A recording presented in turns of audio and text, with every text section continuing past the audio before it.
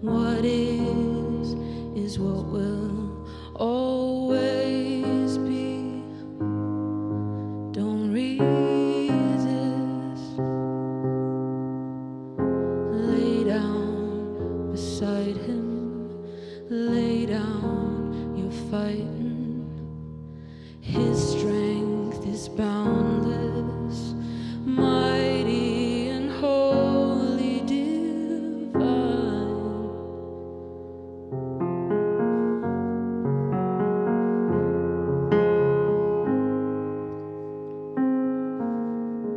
My God, he turns darkness to light.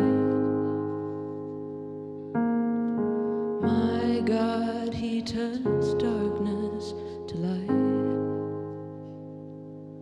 I know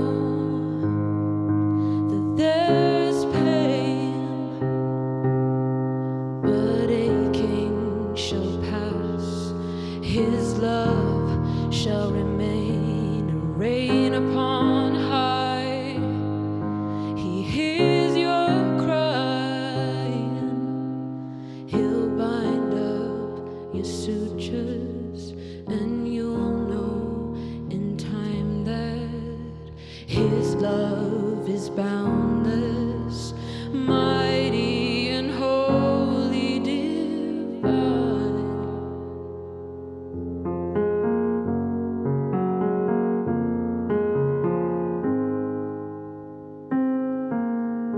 My God, he turns darkness to light.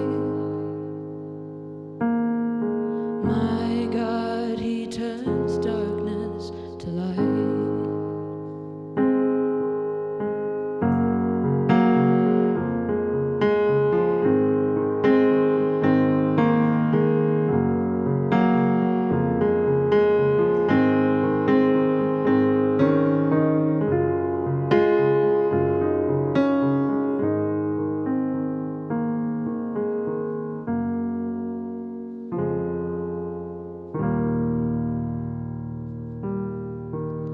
He is boundless, mighty and holy, divine.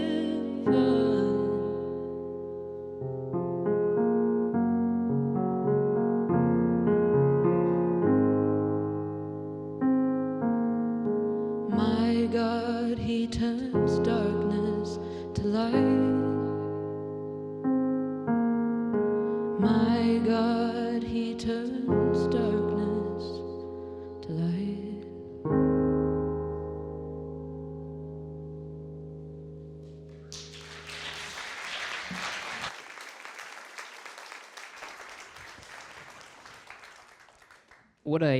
What a beautiful start to the evening. That was Phoebe.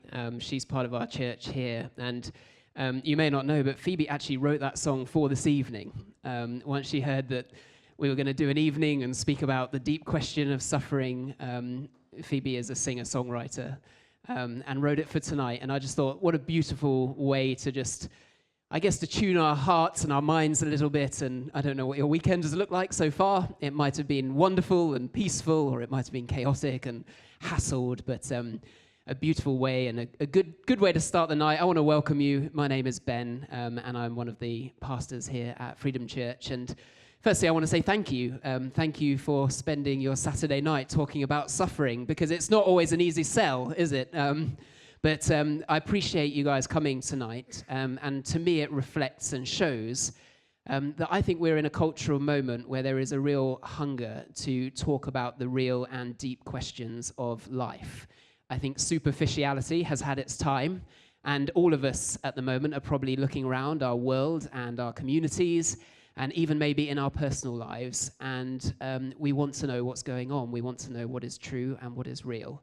And so we've got a real treat in store this evening, and I think it's going to be thought-provoking. I think there's going to be a lot for us to process as I'm going to introduce our speaker in a moment. But I just want you to have an open mind and an open heart this evening to really press into maybe some of the stuff that is less comfortable to think about, to talk about. Maybe you have personal experience of suffering, or maybe you're just here because you're curious about faith, or you want answers to anything or everything. And in that vein, we're really privileged to be welcoming an author, a theologian, and a renowned speaker this evening, Dr. Amy Orr-Ewing, who has graciously flown over from the UK to spend this weekend with us. And Amy is, amongst many things, also an apologist. So she gets into the deep questions of life and faith and helps us through her communication to think about them and process them. And we're really honored to have her here this evening. Amy joined us this morning for a leaders' breakfast and was just talking about our cultural moment. And there was so much there this morning that has got me thinking. And so I have no doubt that this evening is going to be exactly the same. And the last thing you want right now is for me to be continuing to ramble on when we've got someone like Amy in the building. So would you please join me? Amy, I've got a mic up here for you in welcoming Dr. Amy Orr-Ewing to the stage. We've actually got a combo of mics, so I think you can pick your favorite and dispense of the other one. Over to you. Well, thank you so much, Ben, for that welcome, and thank you all for coming. When Ben said, I think we'd really like you to speak on the question of suffering, God and suffering, on Saturday night, I thought, who on earth will come? But how wonderful to set aside this time together. And what we're going to do is I'm going to share some thoughts on this subject. This is something that I wrote a book on in 2020. And that book was really the product of 20 years of thinking about this question. Because this is a really deep question, isn't it? How could God be loving and this be the world there is? How could it be that there is so much pain and harm and abuse in a world that a loving God created? How do we reconcile these two realities or these two possibilities? And doesn't the pain in the world point to God not existing? You know, haven't the atheists got something to say on that subject? And so this is something that I've really thought a lot about. So inevitably what I'm going to share with you will be fairly distilled, okay, because we've only got an evening together and you don't want me to go on and on and on and on. And so I'm going to share a bit and then we're going to have the opportunity to ask questions. So if I can encourage you as the talk goes on, if a question occurs to you and you think, I'd really like to ask that, maybe make a note of it, because sometimes when we get to the question time, everyone's forgotten what they wanted to ask. So that I wanted to signal that to you, that there will be an opportunity to ask questions. So where is God in all the suffering? This is a question that was quite profound in my own family's life and origin story. So my father was born during an air raid in Germany in 1942. So my grandmother gave birth while the bombs were falling. And the family obviously experienced the horror of Nazism in Germany, but then where they were living after the war, they also experienced Soviet occupation.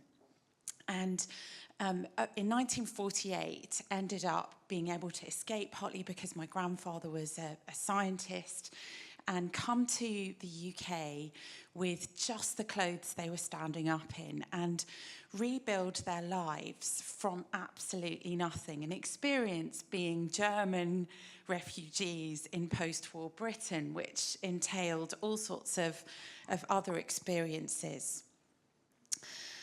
We could look around the world today, though, and we could think about the thousands who've lost their lives in Gaza. We could think about the thousands devastated in Ukraine by the war. When the Ukrainian conflict initially broke out, my husband and I had the privilege of welcoming 2 Ukrainian women to come and live on our farm in just outside London. And these 2 women were a mother and daughter, and the mother was in her early 80s and the daughter was in her 60s. And every man in their family, whether husband, brother, uncle, son, every male relative, every nephew and friend of their children was fighting on the front line. And they had to pay people traffickers to get to the Polish border. They got to the Polish border. They then were put on one of those Red Cross flights. And at that time, you might remember, Boris Johnson was Prime Minister, and they could hardly speak any English. But when they arrived in our farm, they kept occasionally sort of exclaiming, "God bless Boris Johnson." And it was a bit disorientating for us for various reasons. But to sit with them and just hear some of their story, to hear the trauma of an 80-year-old woman who had never really left the village that she'd been born in, just the utter horror of war. Perhaps closer to home, some of us in this room might know what it is to struggle with traumatic experiences ourselves. Perhaps some of us have tasted depression, anxiety, chronic illness. Perhaps some of us are grieving the loss of or the death of someone we loved, someone who was close to us. Perhaps some of us have experienced catastrophic, unexpected suffering. Every person in this room and every person who's ever lived will have some personal experience that they bring to bear when they think about this question. And so I want to be humble this evening and say to you that this is really hard. This isn't easy, and there aren't easy answers. But in the midst of that, as we think about the personal experiences we bring to bear, it is actually normal and deeply human to ask, why? Why is this happening? And to ask if we believe in God or if we don't believe in God, God, where are you? And do you actually exist in the midst of this? So as we reflect on this question together this evening, we're going to think about why suffering happens, why it hurts so much, and where God might be in the midst of it all. I want to acknowledge that we're going to bring different perspectives, different starting points, and different experiences to this. And so I think it's actually helpful to begin by saying that it isn't only the Christian faith that has to or needs to answer this question. And actually the answers that the Christian faith offers to this question of suffering are not the only possibilities out there. There are a number of possibilities for navigating the question of suffering. A really popular one is Eastern philosophy, and increasingly popular in the West. And you may be aware that Eastern philosophy looks at human suffering through two lenses. So if you imagine a pair of glasses that has different lenses, I've just reached absolutely, definitely middle age, because of my last optician's appointment, I was told I need very focal glasses. And my children were very gleeful about telling me how old I am. So imagine two lenses. And one of the lenses is what's called karma. And that idea, karma, basically tells me that there is a moral law of cause and effect that guides the circumstances of everyone's lives in the universe. So everything needs to be viewed through this lens of karma. And so what the law of karma essentially tells us is that if something bad happens, you deserve it. There is a cosmic, undeniable law of cause and effect. So if we see an effect that is negative, it's being caused by the person who experiences the suffering. Now, the fact that I may not immediately be able to think of what the thing I've done might be that is causing the suffering that I'm experiencing, the karma that I'm experiencing, is explained by the other lens in the pair of glasses, and that's the idea of reincarnation. And in this view, the universe recycles us over multiple lifetimes. And so it's possible that we experience karma, the law of cause and effect, something bad happening to us because of something we did in a previous life. Now, in case you think, no, this is very random, let me give you an example of this. So a few years ago, I lived in Oxford, and my husband and I had a terrace house which was on a bend in a road, and because of where we were on the bend in the road, the gardens were incredibly narrow, and so we had very close relationships with our next door neighbours, and we'd often chat over the little garden fence. And my friend, she was married to someone who worked at the university, and she was a great practitioner of Eastern thought and philosophy, and she kind of taught it as well.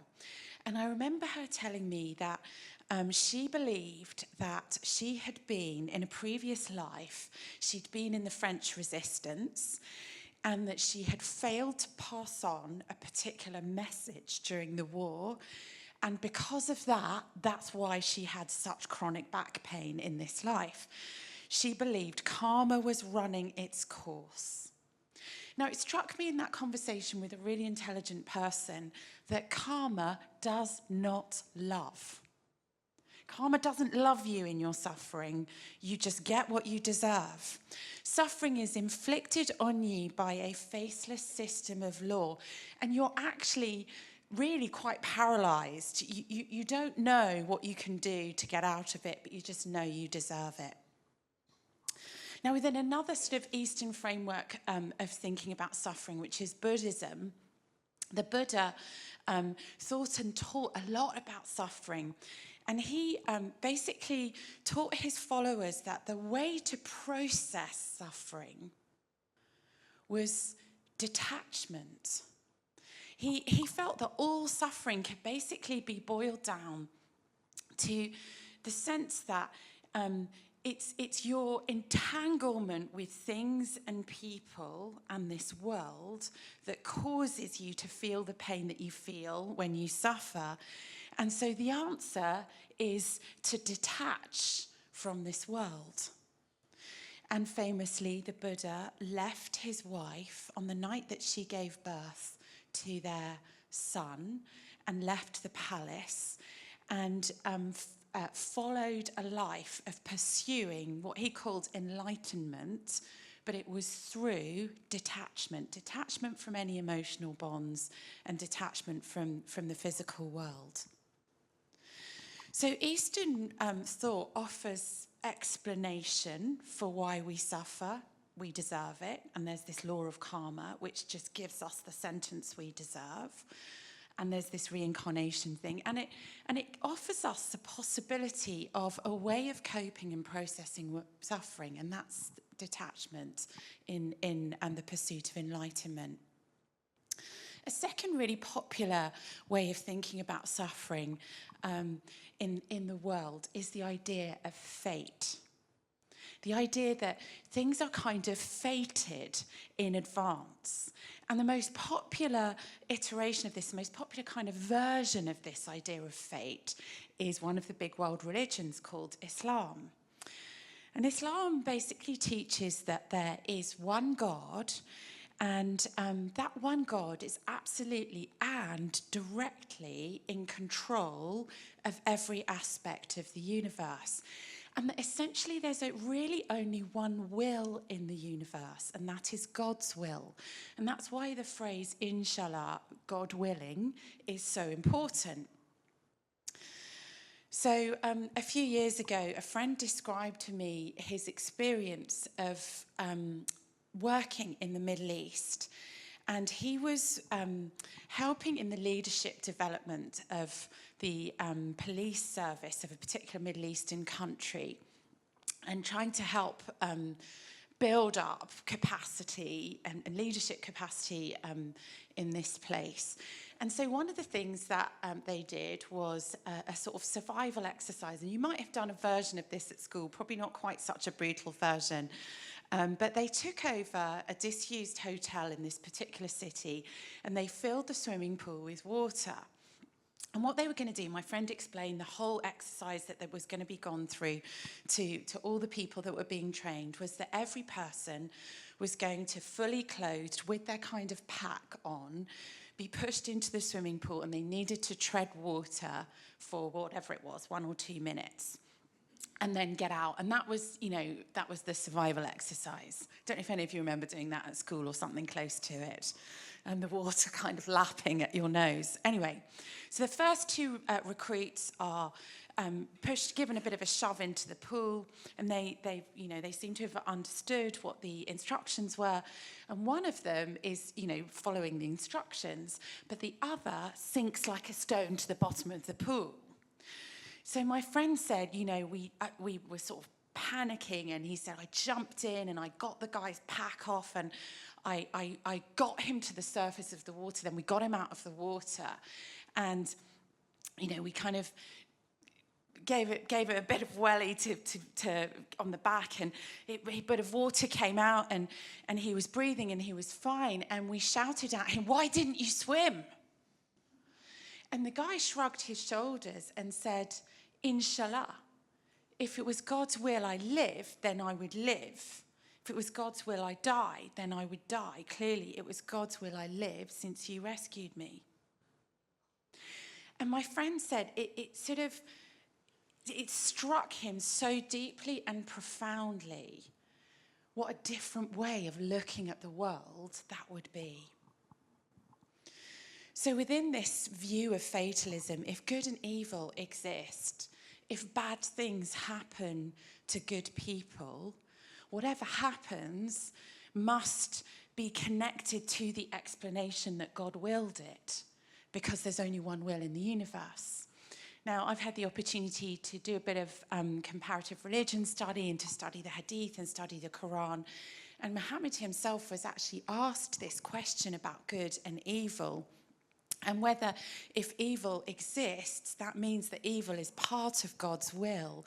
And in the Hadith, he is pretty clear that that is what he believed. He believes that God is the author of both good and evil and directly created Satan. So if everything is fated, and we look at the suffering in the world and we believe in God, then this is one explanation that could make sense of our suffering. When we go through hard times, God wills it, and we just have to submit to it. We have to just accept it.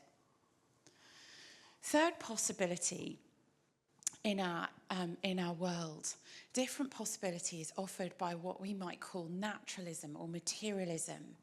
And that's the system of thought that flows from the view that God does not exist, that there's no supernatural or transcendent dimension to life, that all that exists is the material universe. The only things that exist are the physical stuff of the universe. So if we were to say, where is God in all the suffering? The naturalist would say, well, God doesn't exist. The only things that exist are the things that we can taste and test and touch and see. There is no religious or spiritual explanation required. The natural world just is as it is. And what that means is that human beings are the source of our own moral authority. And it means that when suffering happens, suffering, like everything else, can only be explained on a physical, anatomical, biochemical level.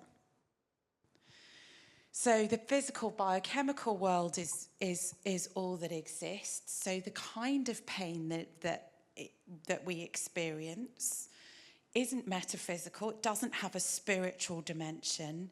It's just natural.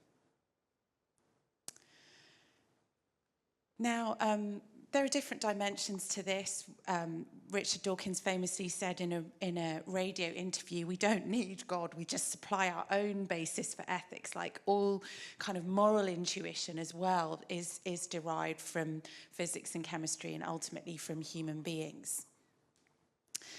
But when we think about this, we dig a bit deeper. There are some questions that naturalism needs to answer. If human life is just an accident, if we're just here by chance and we're just the biology and chemistry of our bodies, does that explain why this question hurts so much? Famous atheist philosopher Peter Singer puts it like this. He says, whatever the future holds, it is likely to prove impossible to restore in full the sanctity of life view. We can no longer base our ethics on the idea that human beings are a special form of creation made in the image of God.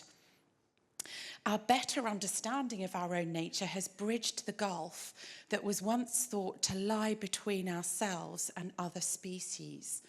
So why should we believe that the mere fact that a being is a member of the species Homo sapiens endows its life with some unique or almost infinite value? Why should we care when a human being suffers some absolutely horrific atrocity on the other side of the world if all that human being is just the biochemistry of the atoms of their body? Why would their life have any more value than any physical object that is also made of biochemistry, physics, atoms?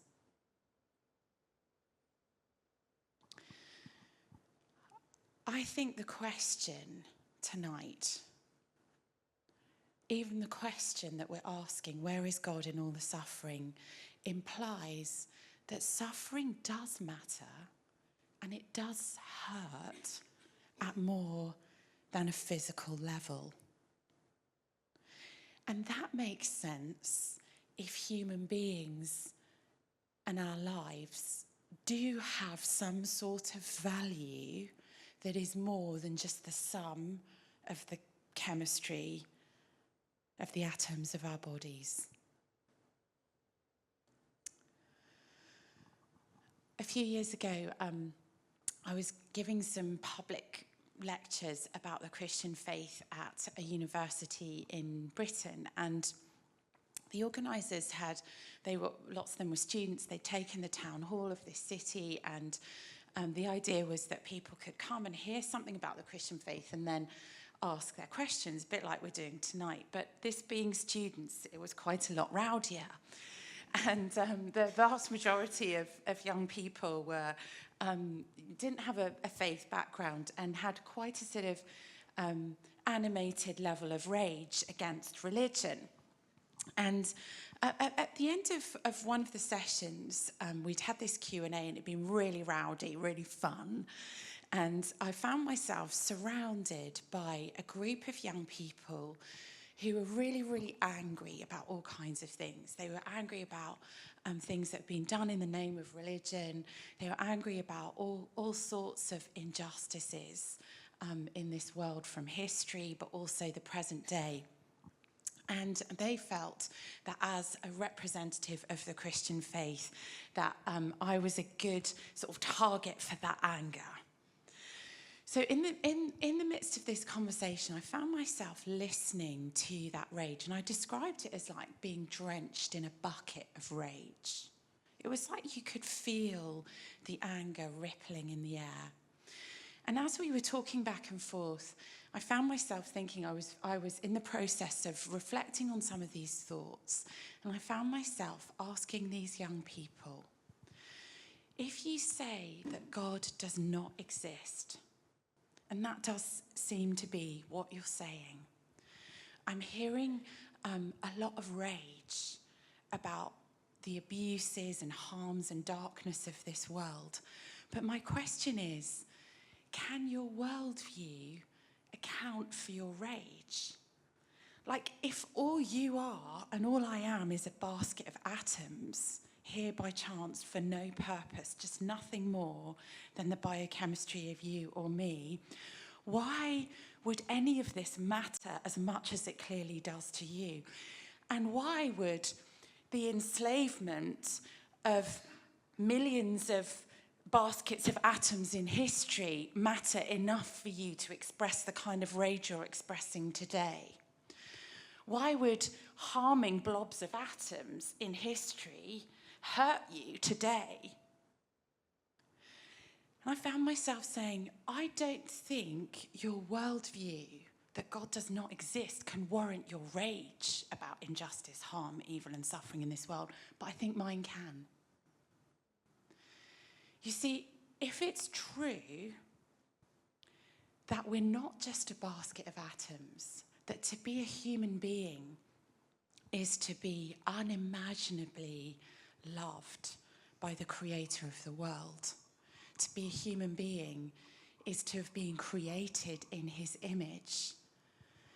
Then when harm, abuse, injustice, and suffering happen to a human being, it would matter at more than the level of the flesh being torn or bruised. It would matter at a transcendent level. And I think how we feel about suffering as human beings actually points towards that explanation, points towards God existing, not away from it.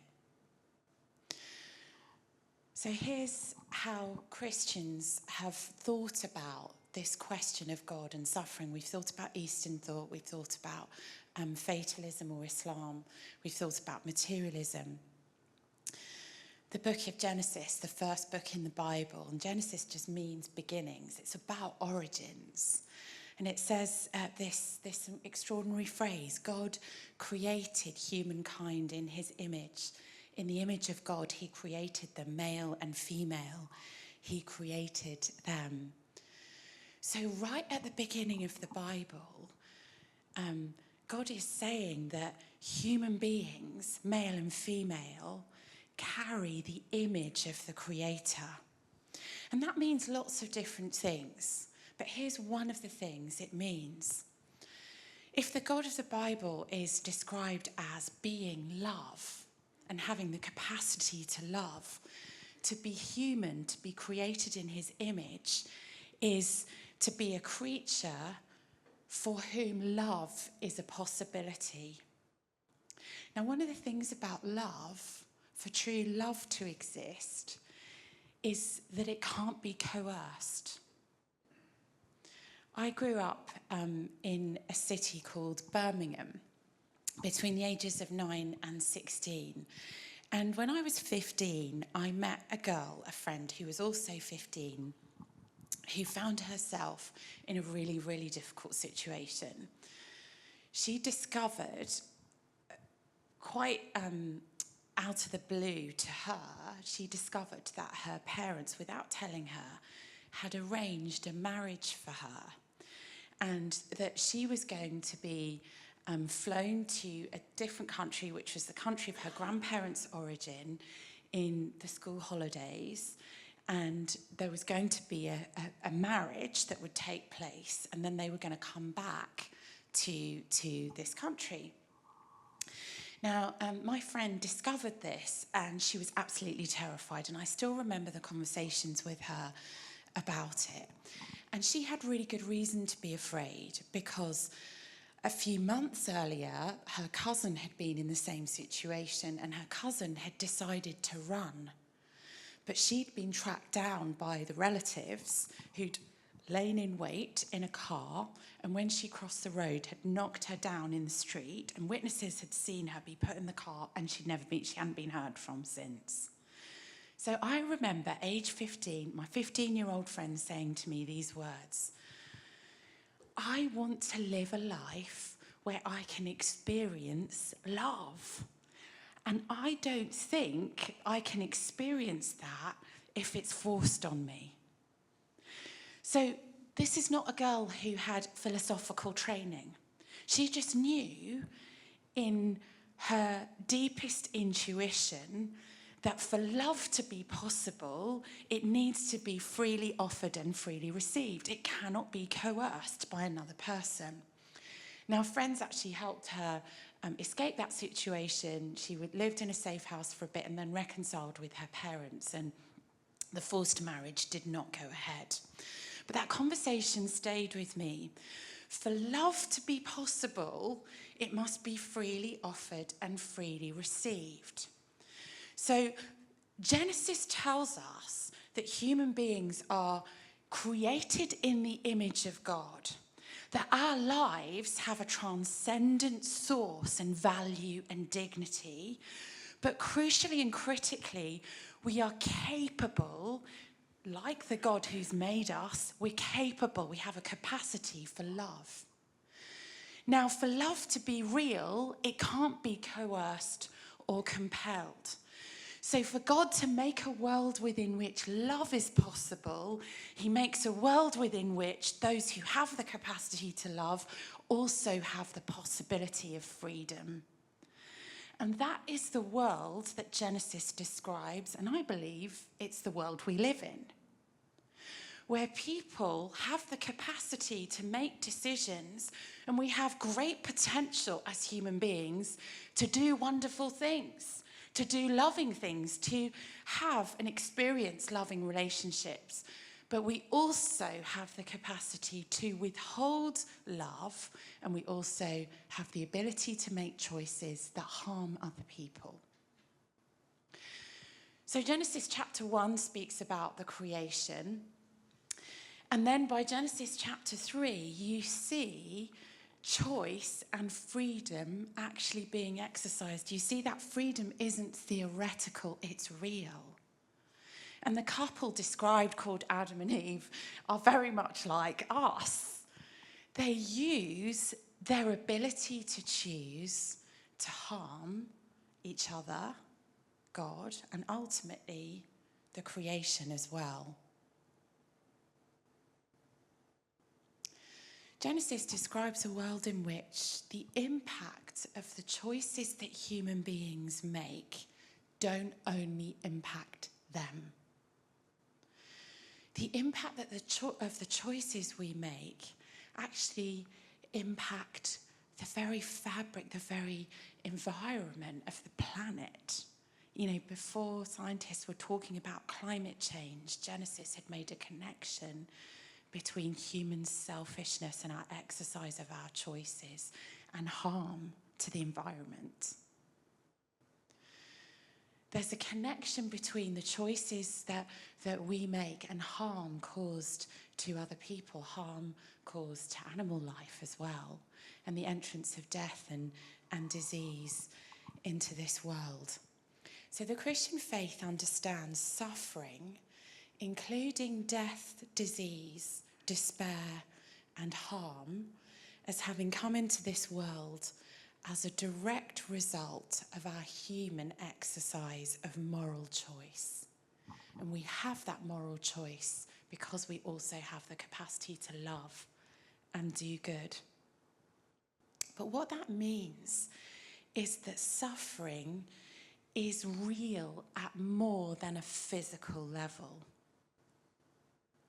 And suffering hurts at more than a physical level, because we're more than our biochemistry, and we're not here by accident, and because we are lovable, and because we do have dignity.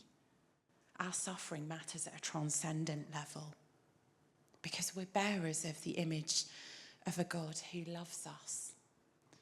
And I think that even the most virulent atheists I've met on the most intellectually able campuses of the best universities of the world show that to be true by how much they care about the suffering of other people, that they have no evolutionary need for that person to have survived, but they still care.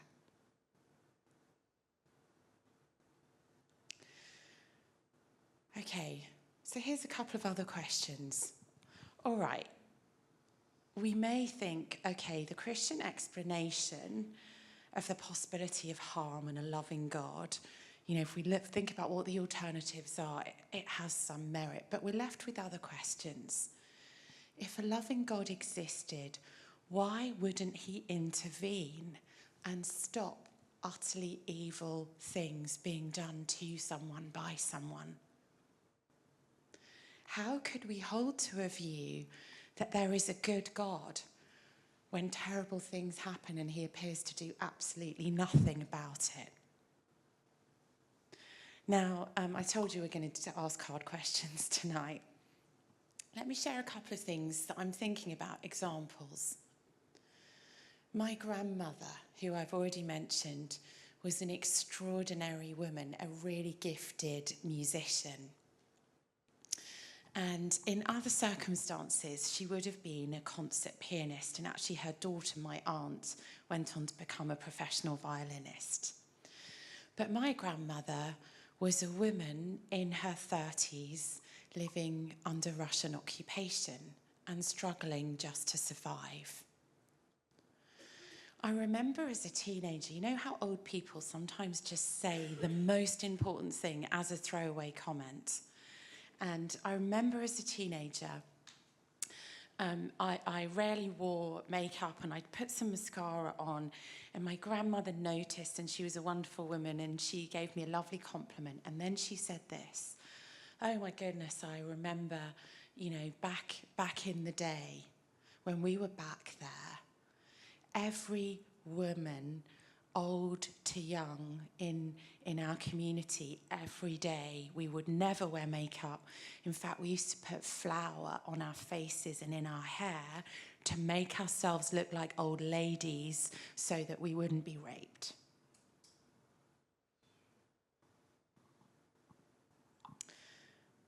There's real evil in this world. A few years ago, my husband and I received a call from an anti-human trafficking organisation that we were supporting. I've mentioned that we have this small farm, and at this point, this was a while ago now, a police raid had broken up a human trafficking ring somewhere in the UK that resulted in about 200 enslaved men being set free. They had been kept in unspeakable conditions, and they'd been held as workers on various things, agricultural projects and building sites. Whilst the prosecuting legal team were working on the case and preparing for the trial, a vital witness needed shelter. There were potentially 200 witnesses, but it seemed that all but this one had been silenced in some way, either with intimidation and threats of harm to their family back home. Some had been murdered. There was this one surviving witness. Could he come and stay and have protection in the run-up to the trial? What a privilege to help in that small way. He did testify in the end, and the traffickers were convicted. We might hear about and think about modern slavery, and some of us maybe in this room are active in the fight against this evil in our world. But that man was the first person that I had ever met who had actually experienced it. He'd been violently abused by this gang of evil men, brutalised, traumatised. Suffering is sometimes inflicted by the evil of another person.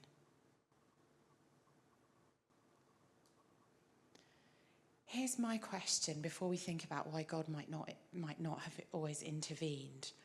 Here's my question. Can your worldview, your explanation of suffering account not just for, when I say just, not just for, you know, some types of pain, but also for actual evil in the world? You see, the Christian faith says that because human beings have been created in the image of God, moral harm to a human being matters at a moral transcendent level too.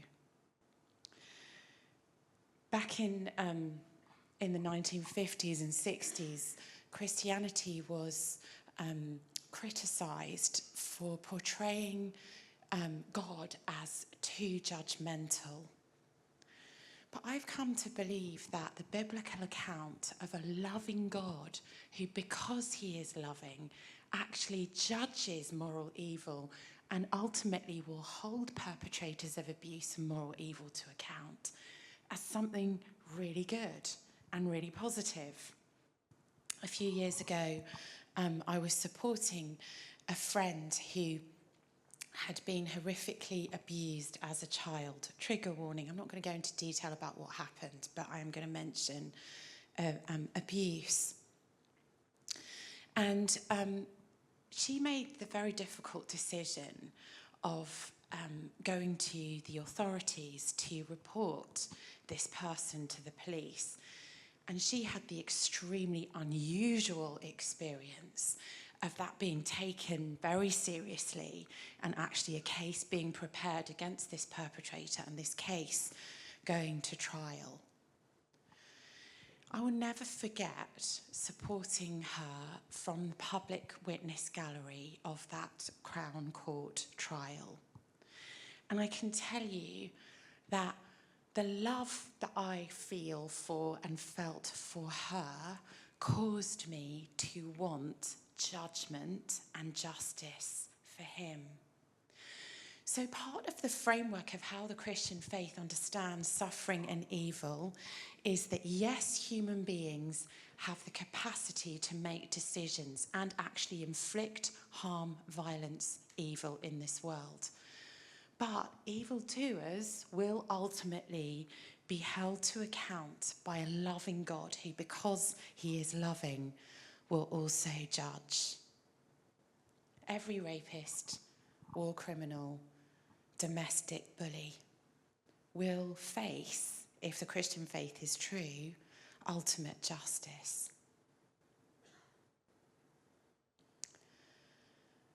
But why not intervene and stop every instance of suffering? In his brilliant book, the writer C.S. Lewis, he wrote a book called The Problem of Pain. And in that book, he addresses that question very specifically. He asks this question. He says, imagine if someone was coming to hit you with a piece of wood, and in the process of that happening, God were to change the piece of wood into a kind of blade of grass that brushed against your face rather nicely. Or imagine that as someone was about to curse you out, God were to change the words on the airwave in order to make them into a blessing. Very quickly, so many interventions would be required in this world that our freedom would be all but lost. We would no longer be people capable of love. We'd be robots, automatons, just doing what God had willed and changed, our action into. Another question follows though, doesn't it? Why would a loving God have gone ahead and created at all if he knew that this loving world and the possibility of love would actually result in so many people experiencing so much harm and suffering? I want to offer two possible ways of responding to that. Of course, three actually. One is we can't really know the answer to that because God is God and our brains, our minds are too small to wrap their heads around it. But here are two possible things we could say. Here's what a philosopher might say. When you say it would be better for God to have not gone ahead and created, because of all the suffering in the world that so many people have experienced, it would be better if God had not created. You're comparing two things. You're comparing existence, what has actually happened, you and I existing and having the mind to be able to think that thought, and you're comparing it with non-existence and you're saying non-existence would be better. But actually, philosophically, you can't really do that because you don't have any experience of non-existence. I told you it was a philosopher's answer. I think the closest analogy and a more helpful way to think about this might be the process of becoming a parent. Now, there'll be people in this room who are parents, but every single one of us has parents, right? So, when a woman becomes pregnant with a child and chooses to bring to birth that child, and a baby is born, to some extent, that woman or the two parents together have made a decision because of love to bring a life into this world, knowing that that child will definitely die and will definitely experience suffering at some point. So the question that we ask of God, how could a loving God have gone ahead and created people that he loves, knowing they would suffer, is the same question that every single parent would face as well, and it's the same answer. When you bring a child into this world, you bring a child into this world for love.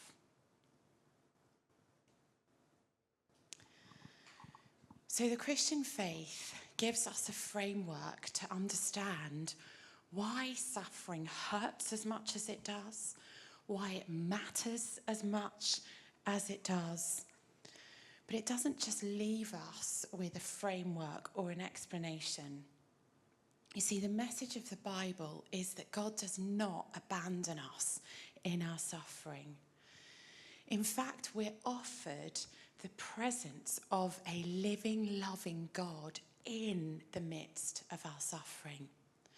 You see, the Christian life in the Bible is never envisaged as a pain-free existence. The expectation is that we will experience hard and difficult and painful things, but that we also experience the love of God in the midst of this world.